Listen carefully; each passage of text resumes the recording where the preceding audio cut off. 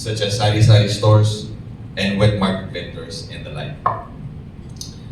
Our financial inclusion efforts have been our main driving force as we build a complete digital platform with products that are most relevant, convenient, and accessible to every Filipino. Our journey has been an exciting one. From digitizing everyday payments and transfers, we have become a super app with financial and lifestyle services. But what makes us proud is how it impacts the lives of everyday Filipinos, especially those who had to travel far and wide just to pay their electric bill or even travel to their next town just to open a savings account. These are the stories that continue to inspire us and what drive us to continue to innovate. As we seek to improve more of their everyday lives, we know that building and earning their trust is important. That is why we have made trust and security as our top priority. We understand that cybersecurity challenges are always evolving, not just in the Philippines, but globally as well.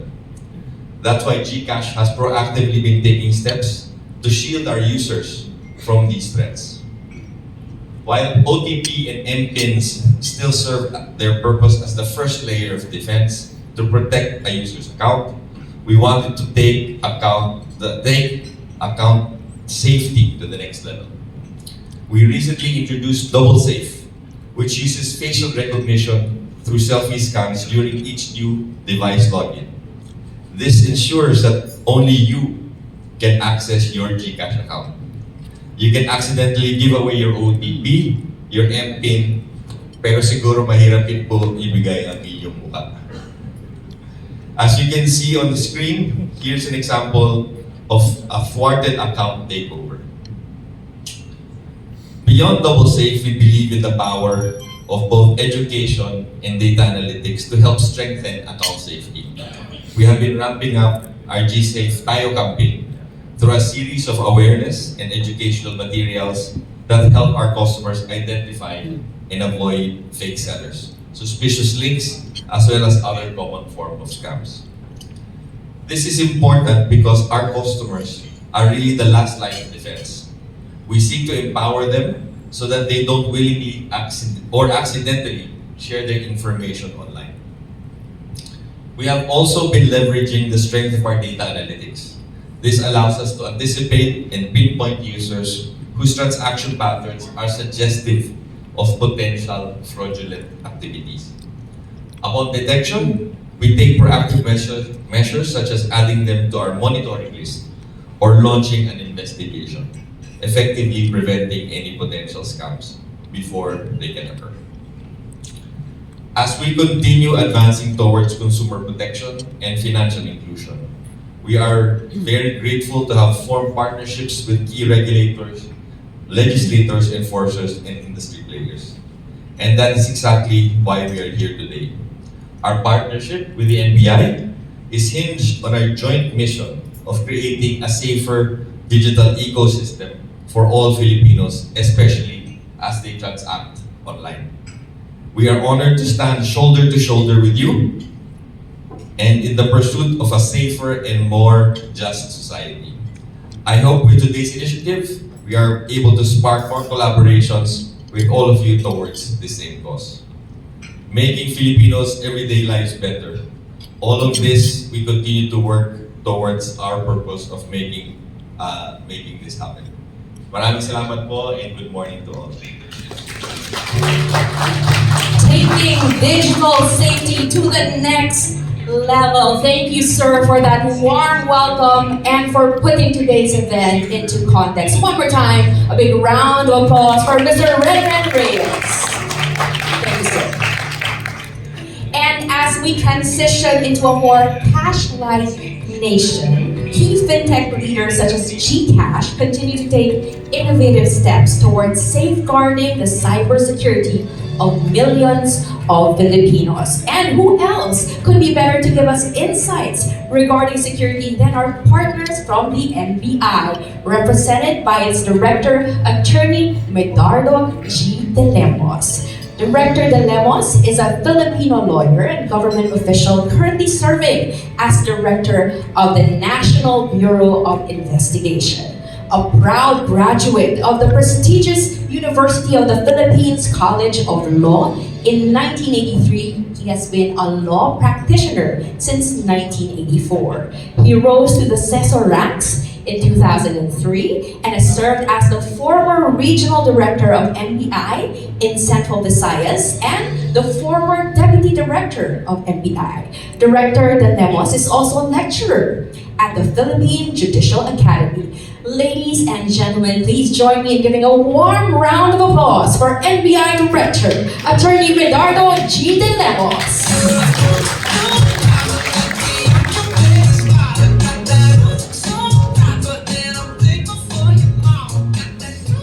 Magandang umaga sa ating lahat. Good morning everyone. Thank you for that very generous introduction. Well, to our friends in GCash and to my colleagues in the NBI, the CEO, Oscar Renren Reyes Jr., good morning.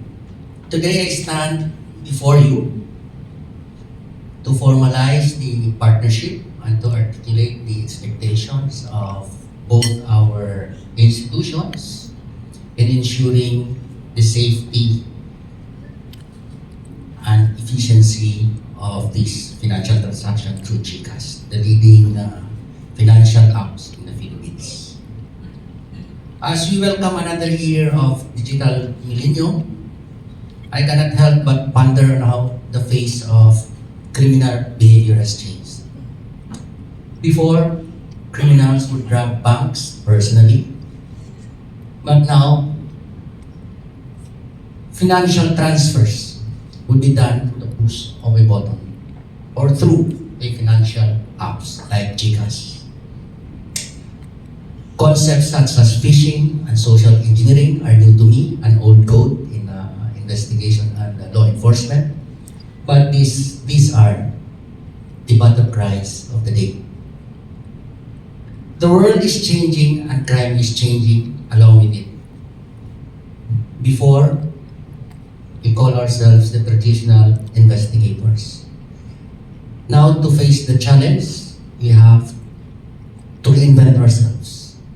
To face cyber criminals, and we call ourselves cyber criminals, cyber investigators, or cyber law enforcement agents.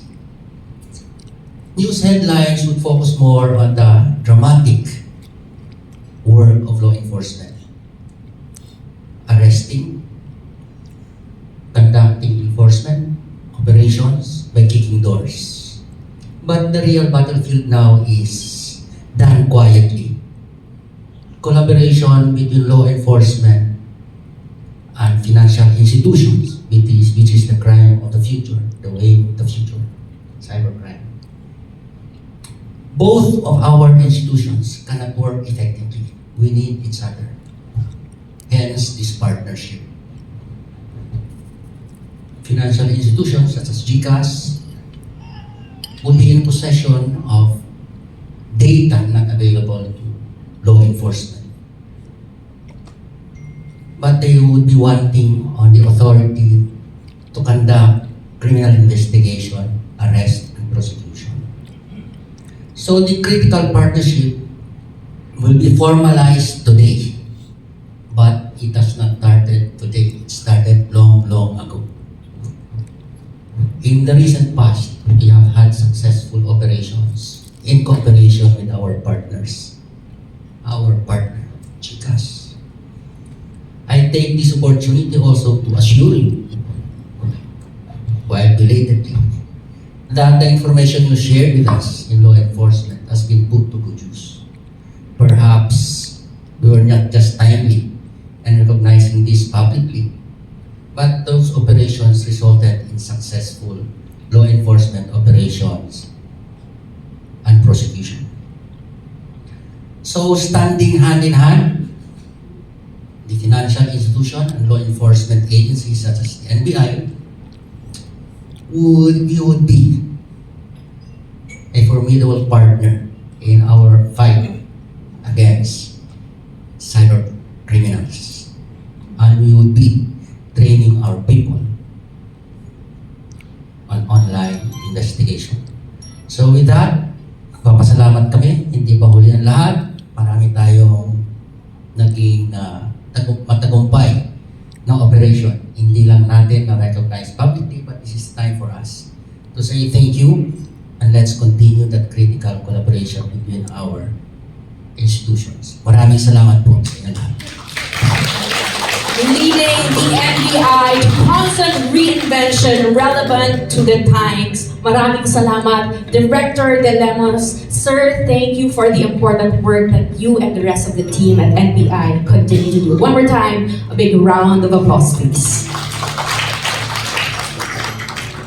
You know, ladies and gentlemen, today's efforts is just one of many game-changing initiatives from the Bureau and GCash to combat crime through multi-prongs and engagement strategies. And now, we will be proceeding to the highlight of the event, the signing of the Memorandum of Agreement, to be led by Mr. Renren Reyes and Director De Lemos, as witnessed by NBI Officer in Charge of the Office of the Deputy Director for Operations, Attorney Jose Bustoya, as well as GXI's Head of Legal, Attorney Gilbert Escoto, and Chief Legal Officer of GCash, Attorney Maricor Alvarez Adriano.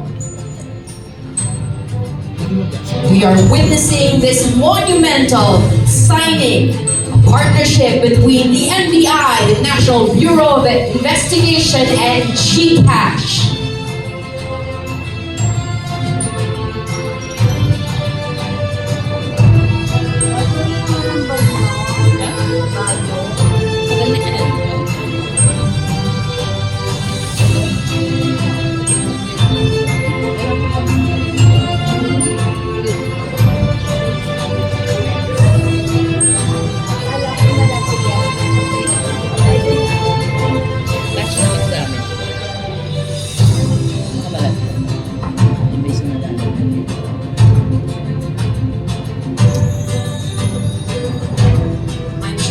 A lot of exciting things to come as we safeguard our citizens as they use the digital space.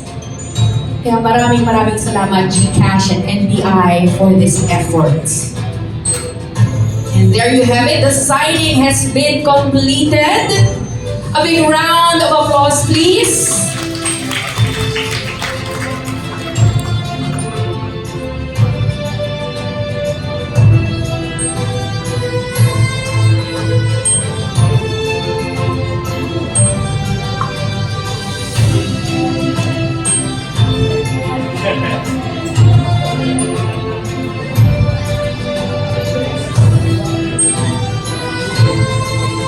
The exchange of OAS as well.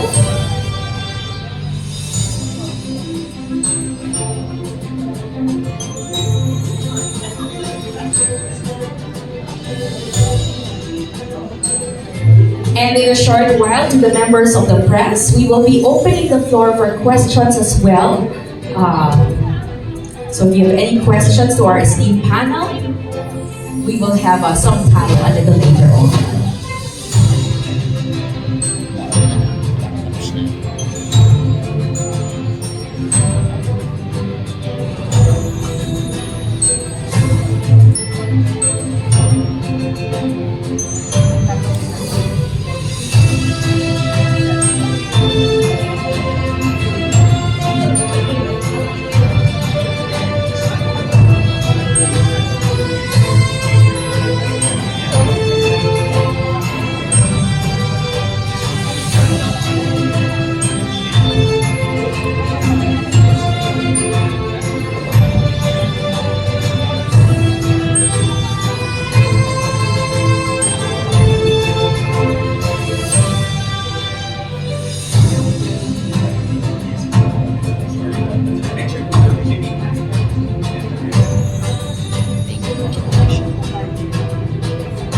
We'd like to request our officers to join us for a photo marking this milestone event.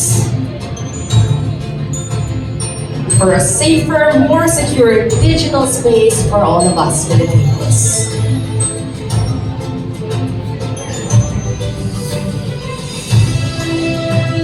Thank you very much. And now we'd like to request our friends from the NBI to please join us on stage for more photos.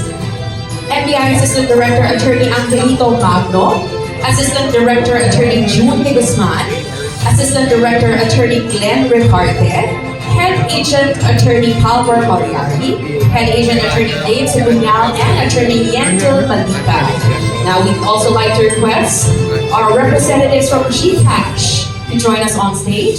GCash Group Head of New Businesses and Corporate Communications Winsley Bangit, Chief Risk Officer Ingrid Beronia, Chief Information and Security Officer Migs Herodilia, and GCash's Corpcom team and legal teams.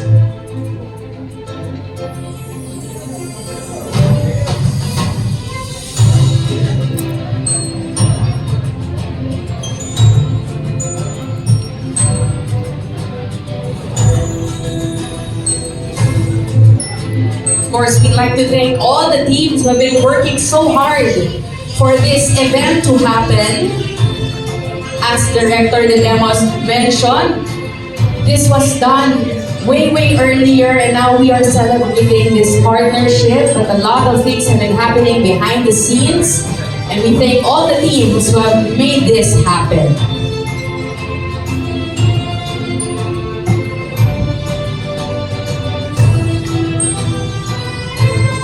Alright, here we go. In 3, 2, 1.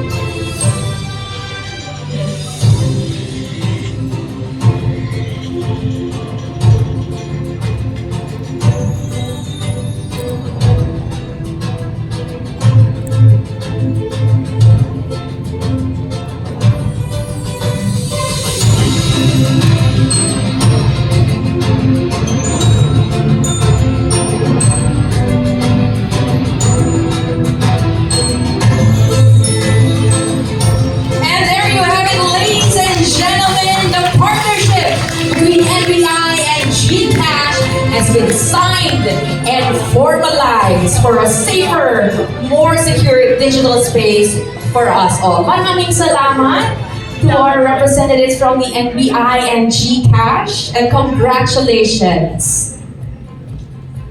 Thank you. In a short while, we will be moving on to the next part of today's program, which is an open forum. We're gonna give members of the press the opportunity to ask questions to our speakers and panelists here on stage. And for your questions, please raise your hand, and a member of our organizing team will be approaching you for the microphone. And to be properly addressed, please state your name and publication or the organization you represent. And please also tell us who you are addressing your question to. Okay, shall we begin? We have our first speaker. Yes, ma'am. Hi, good morning. I'm Didi Manuel of happypinay.com. So my question is directed towards the GCash team. So my question is, what are the innovations on security and anti-fraud that GCash plans to implement to further protect the users against scams? So the latest innovations from GCash. So, no, well, I think I talked about double safe earlier. Actually, we continue to continuously deploy security features at the back end. Some things that actually you might have seen recently also, nagdagdag pa kami ng step to confirm pag nag-send kayo ng money. Diba? May confirmation that to make sure na ito pa talaga yung pinapadala mo, dahil one of the things that we found is that pag nagpapadala ka sa bagong number, minsan you get the number wrong, kahit one digit lang, or pag may scam, medyo napapaisip uli sila, no, bago nila ipadala ulit. So that's one of the things that we recently rolled out. I think there are more insurance products also coming out. I think si Winsley can talk a little bit about that also. So things that protect us and our consumers, just to ensure that they're, when they shop, what they buy is protected, or their money is protected, even if there's a potential scam that actually happens. I think I think we cannot fully disclose, but there are things that actually in coordination with the BSP, we're working on to strengthen our security systems again to make sure that, for example, malicious hardware or software, pag may nag-a-attack po sa mga mobile phones ninyo, nakikita na pe-prevent po namin yun. So minsan pag hindi nyo po mabuksan yung GCash app, minsan baka ang ibig sabihin nun may malicious software sa inyong phone po. So these are things that we're kind of we've been rolling out actually tuloy-tuloy. Our cybersecurity team, our fraud team, and our tech team, along with our risk team, has been had sleepless nights even during the Christmas season. Tuloy-tuloy po kasi lalo na po it's very important when Christmas season is a peak season for buying. We need to make sure na walang problema. And thankfully, no, I think we were able to roll this out very well. The work doesn't stop, but let me tell you, as a GCash user myself, I could feel that the safety is being taken to the next level, especially more recently. So thank you very much to you, sir, and the rest of the team for doing that. Let's go on to the next question. Yes, sir. Hello, good morning. I'm Joel Juanillo from Flingeros, Philippines. I would just like to ask GCash, how has the partnership with NBI helped in minimizing frauds and scams? No, our partnership with NBI is critical because I think number one, it's very important to make sure that users know that the GCash platform is safe, right? So and they will gain confidence it's safe if they know that we weed out bad actors, from the platform. Pero yung GCash po, hindi po pwede manghuli ng tao or hindi pwede investigate ng tao. And that's why it's very important for us to work with the NBI so that when we see suspicious activity, or when they see or when they actually have an investigation involving suspicious persons, then we are able to partner together so that we can the NBI can actually do a proper investigation and allow us to weed them out from the system. And in several cases, we've actually pursued to prosecute these bad actors. And again, I think tuloy-tuloy po yan. Sabi nga po ni Director De Lemos kanina, but we've been working together for a while now. And I think this partnership, we want to intensify our efforts. And again, with more analytics, with more features that we roll out, we are trying to capture more of these suspicious activities to take them out of the system. I hope that answers the question. So talagang pinagsamit puwersa yung technical know-how ng GCash and of course the National Enforcement Authority of the NBI. Director, anything else to add with regard to this partnership? Yes, I'd like to confirm the long-term partnership with GCash. The successful enforcement operations we've had before was possible through the information shared with us by GCash, but there are some details that we cannot divulge publicly. Of course, the initiative would always come from either complainants would come to the agency asking for assistance on fraud being committed in them, and we'd like to ask also the assistance of GCash if the transaction will be through that platform. We like this partnership to continue, and we'd like to assure the public that the financial platform of GCash should never be used for some illegal activities. Thank you very much, Director. Yes? Yes, maybe can I add a plea, or a request to our public? Sabi nga po ni Director De Lemos, importante po yung complaint. Kasi yung reports po ninyo, we take those seriously. And that's why we ask you to file a report, we file a formal complaint. Kasi pag na-file po natin yan sa public, then that allows us to investigate. No, and again, that's very important for us because for us, we really want to get them out of of the platform. And of course, I think, together with NBI, we want to ensure the safety of the public. So nakikinig ang GCash at ang NBI to of course protect the Filipino citizens, the public. Thank you very much. Let's go to the next question, please. Yes. Congratulations. Ron Ryan from First Star Part of the Times. So, how can this partnership enhance the safety not only of GCash users but the entire fintech ecosystem in general? So, well, from GCash's perspective, of course, in GCash, you know that we actually work with all the other financial institutions as well. So we actually have transactions between GCash and other banks and other wallets. And again, I think with this partnership, kapag by suspicious activity, that we're able to, even if they are going beyond the GCash platform, pag dumaan po sa GCash, ay that allows us to help in the investigation already.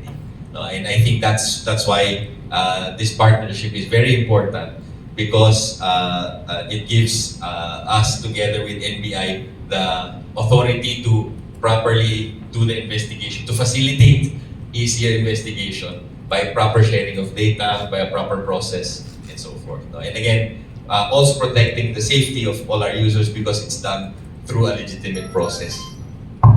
So this is a start of a long-term sustainable partnership that we look forward to. We will try to accommodate as much questions as we can as long as the time permits. We have one more question. Okay, hello, I'm Larissa Garcia from Manila Society. I think I'm going to be your first client for this one. I was recently scammed last week. And yun na nga, the reason why I attended this event is to know kung paano what will I have to do, yung procedure, so up to what extent, tsaka gano'ng kabilis, pati din yung amount, may minimum ba, maximum ba na scam para makapag-complain kami.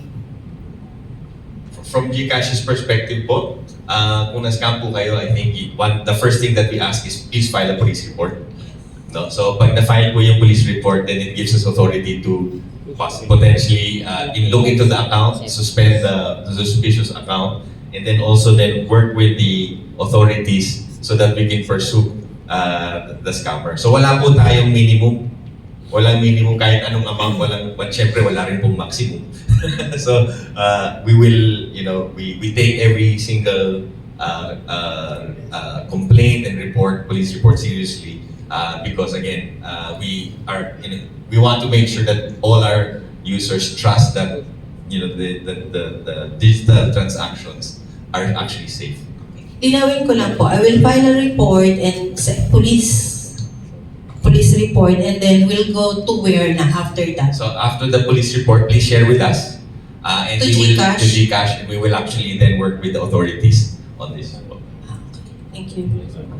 Director. Yes, I'd like to add, on the part of the NBI, you can always request the NBI for assistance, but we only require that you execute a formal statement filing your complaint, and if there is merit in the complaint, we will coordinate with GCash because GCash has the information and the data and real-time activity of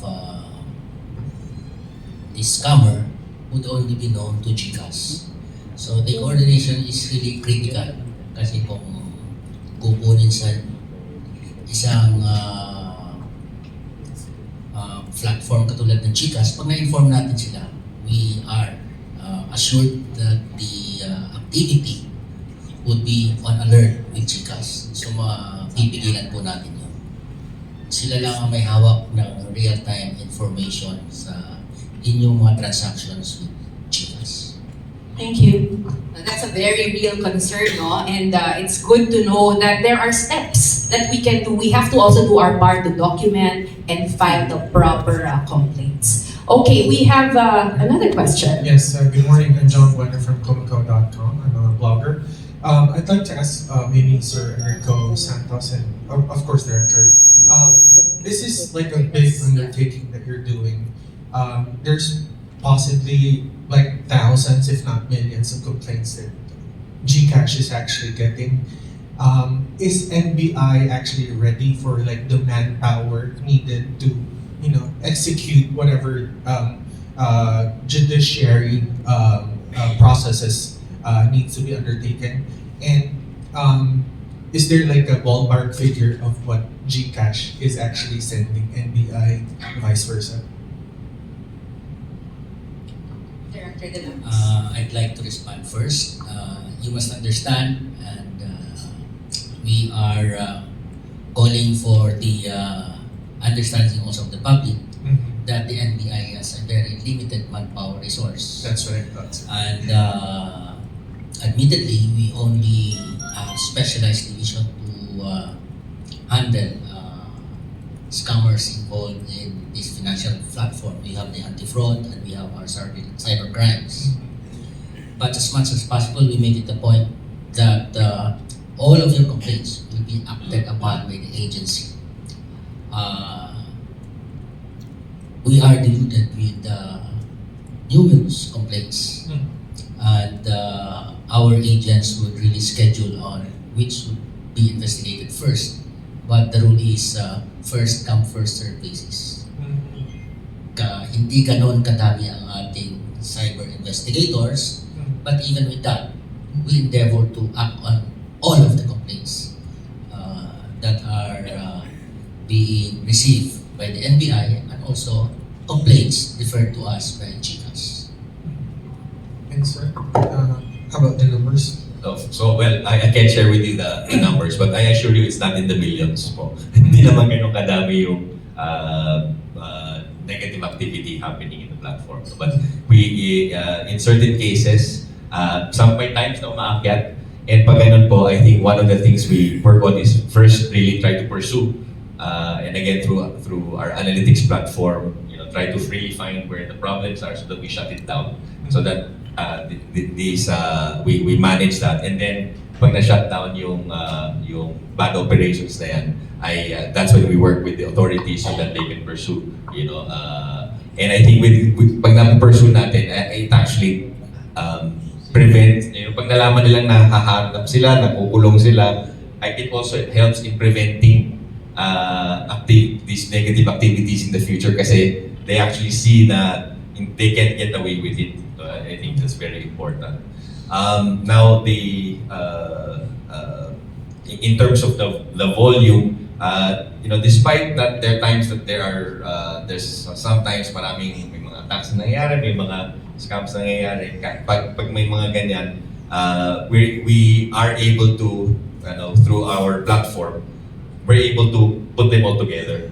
Saka we report to different authorities. Like we NBI, we actually have a partnership with the PNP ACG as well. We have a partnership with CICC as well. So may mga different bodies tayo we work with, law enforcement bodies, again to try to capture as many of them as we can, and try to stop and prevent these activities as much as we can. Sir, as an entity, GCash itself, does it have an internal procedure wherein you act upon a complaint yourselves without asking for help from the government?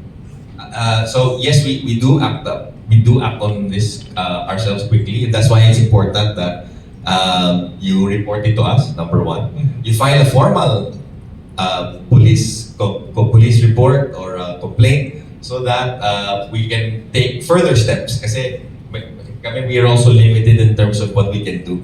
Again, wala kaming enforcement, but we can actually, through our terms and conditions, pag nakakita kami ng suspicious activity, it allows us to, for example, number one, suspend an account, bar an account, so that they can't do any further harm, right? And then, yun nga, pag may formal complaint, then we can work with authorities to, number one, suspend the account on a longer term basis, or in some cases permanently, permanently ban or ban the account so that they cannot again have access to it anymore and do any of these scams. So yeah, I hope that answers. All right, thank you, sir. Thank you. We have time for one more question.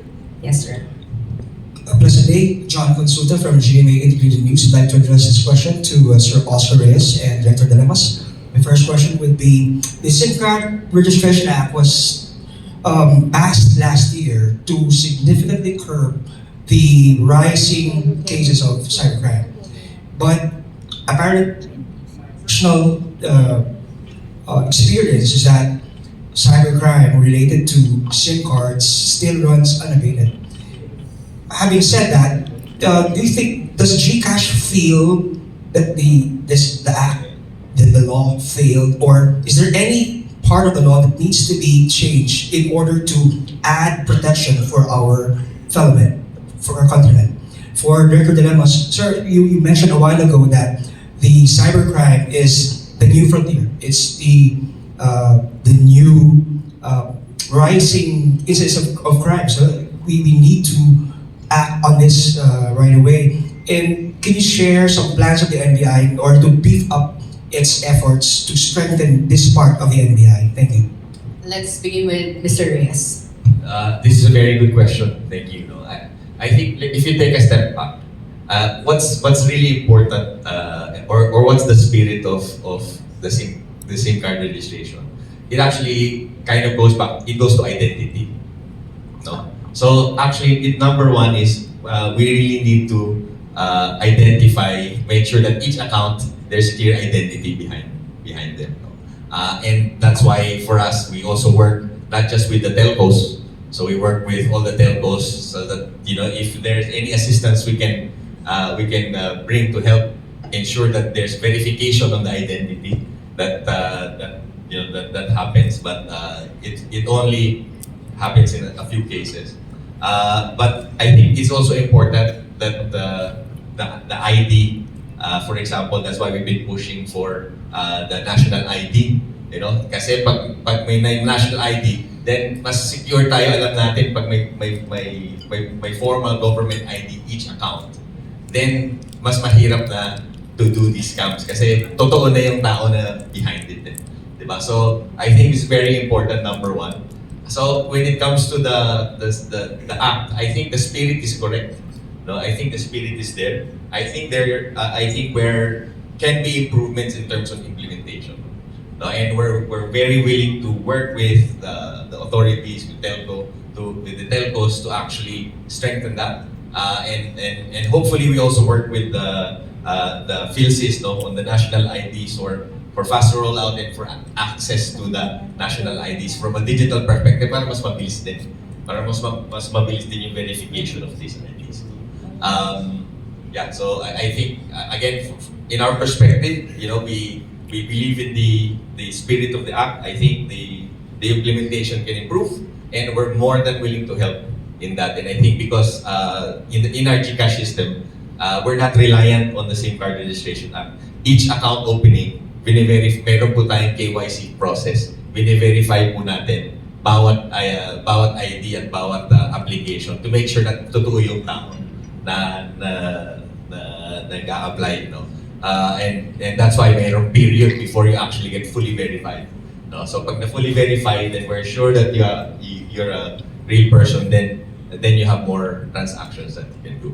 No? And because of our capability, that's the capability if we have the right partnership with different authorities and telcos where we can actually help in this issue. Certainly is a multi-pronged approach. Director Dilemas? Thank you, Madam. Thank you for the question, John. Well, it's true that cybercrime is the way of the future. It's the crime of the future. On the part of the agency, we are in the process of recruiting some more agents. In fact, on the orders of our Secretary of Justice, we're supposed to recruit more agents this year, and we plan to hire at least 100 to 120 agents this year. We have secured the budget from Congress. They supported us for this training. And as we speak, we have our regional and district agents now in Manila undergoing training on cyber crimes.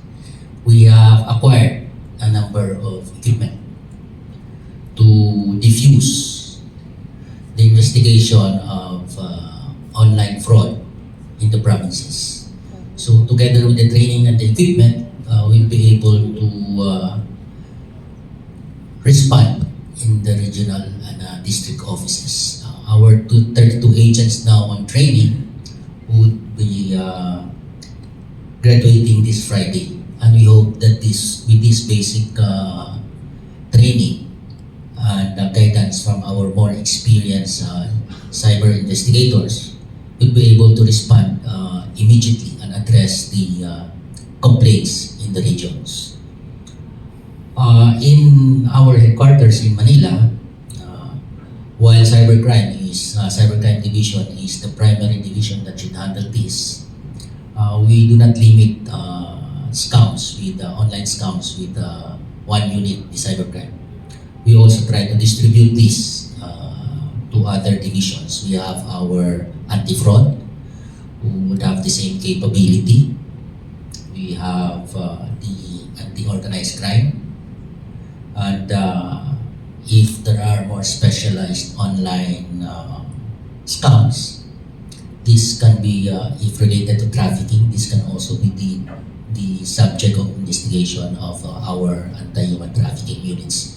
So we're trying to balance within the agency online illegal activities. But for this purpose, we would like to dedicate our anti-fraud and our cybercrimes in financial scams online. Thank you. So the NBI truly is beefing up their human capital, technical expertise, and interdepartmental collaboration. Thank you, Director Gatamas. Yes, sir? Anything to add? Maybe just one thing to go back to the earlier question in terms of the innovations that we have on security and the numbers. So maybe why I cannot give you the absolute numbers, no. After implementing one of our cybersecurity initiatives, fraud events actually decreased by 65%. Because they could not. We actually weeded out a lot of actors from the system, and they could not perform certain transactions anymore because of this. No? So again, these are we're very conscious. We track the numbers and we really try to bring them down as close to zero as possible. Of course, talagang tuloy-tuloy ang innovation din nila. Yun ang mahirap po, no? Tuloy-tuloy there are always new things, and that's why long-term talaga itong partnership na to, because we have to constantly evolve also and make sure that as new things, as new schemes, for example, come out, that we're prepared to act on. You have your work cut out for you. And that's why, ladies and gentlemen, this partnership being formalized today is truly important and relevant to the times. One more time, let's give a big round of applause to our panelists, Sir Edmund Reyes of GCash and NBI's Director De Lemos. Maraming salamat. Pinaunlaki